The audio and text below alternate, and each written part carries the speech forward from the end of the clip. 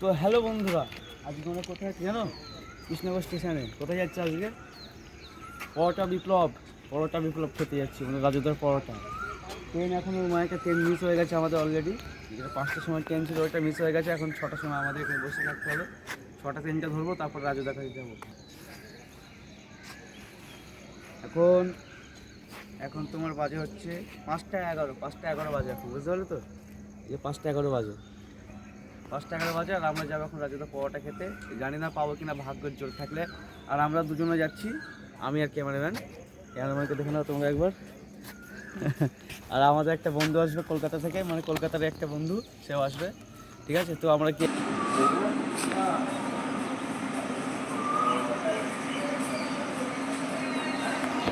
আমরা এখনো বসে আছি।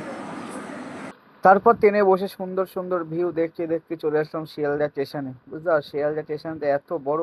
শিয়ালদা উত্তর, শিয়ালদা সাউথ, শিয়ালদা দক্ষিণ, শিয়ালদা, বুঝতে পারছো। শিয়ালদাহ স্টেশনে নেমে আমরা হাঁটতে হাঁটতে পৌঁছে গেলাম, মানে কিছুক্ষণ 5 মিনিটের পথ। তারপর রাজুদার পকেট পরোটার দোকান, সে রাজুদার কাছে।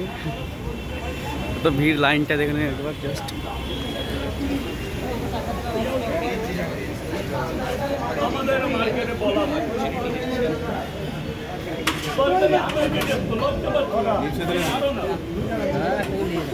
বলছে তরকারিতে আনলিমিটেড, লজ্জা পাচ্ছে কোনো। তাহলে আমরা লাইনে দাঁড়িয়ে পড়ি নাকি? লাইনে দাঁড়িয়ে পড়ি আমরা। দেখতে পাচ্ছি তোমার রাজুদার কাছে চলে এসেছি আমরা। চলো লাইনে দাঁড়িয়ে পড়ি।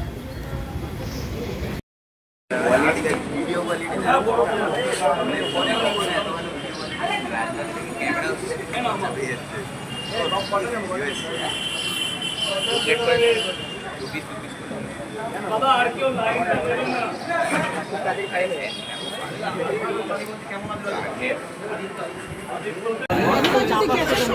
পরোটার দাম কি বাড়বে? গ্যাসের সমস্যা থাকলে পরোটার দাম কি বাড়বে? বড় বড় হোটেল কি করছে যারা কোনোদিন কাঠের আদে না, যারা কোনোদিন কাঠ চাকরি, তারা ব্যবসা বাজার নিয়ে হোটেল ছেড়ে এখানে কাঠের আনছে। এইরকম দিন যদি চলে মা, তা আমি তোমারে বলছি 150 টাকায় ডাল ভাত পাবে না। 150 টাকা দিয়ে একটা গরিব মানুষ ডাল ভাত পাবে না। এই যে এখানে যে হসপিটালটা আছে। তারপর রাজুদার বক্তব্য শুনতে শুনতে আমরা প্রায় পরোটার দিকে চলে এসলাম। ঠিক আছে, আর পরোটা মানে কি বলবো, মানে অনেক দূর থেকে এসে একটা মনে আলাদা ফিলিংস, যে পরোটা পাবো কি পাবো না, মানে ট্রেনে আমরা আলোচনা করতে করতে এসেছিলাম। ঠিক আছে, মানে আমাদের আলোচনা, গভীর আলোচনা। তারপর বাড়ি চলে আসলো আমার, মানে বললাম, আমার ক্যামেরাম্যান বললো যে পরোটা লাগবে। ঠিক আছে, আমাদের 4টে পরোটা লাগবে, আমরা দুজন আছি, দুটো করে খাবো। ঠিক আছে, আর ওটা আমাদের দিল, বললো বাবা দুটো নে। আমরা বললাম না, 4টে লাগবে, আমাদের দুজন এসছি আমরা কৃষ্ণনগর থেকে। বললো ও আচ্ছা, কৃষ্ণনগর থেকে এসছি, তাহলে 4টেই নে। ঠিক আছে, তো আমাদের সাথে মানে কোনো খারাপ ব্যবহার করলো না, এমনিতে খারাপ ব্যবহার করেন রাজুদা। আমরা পেয়ে গেছি রাজুদার পরোটা। আমরা অনেক দূর থেকে এসেছি, প্রায় 100 থেকে এসেছি, 100 কিলোমিটার দূর থেকে। আর পরোটাটা পেয়েছি অনেক ভালো করে ছিল না, তাও 4টে দিয়েছে আমাদেরকে, জোর করে দিয়েছি। একবার দেখি রিভিউটা দেখি।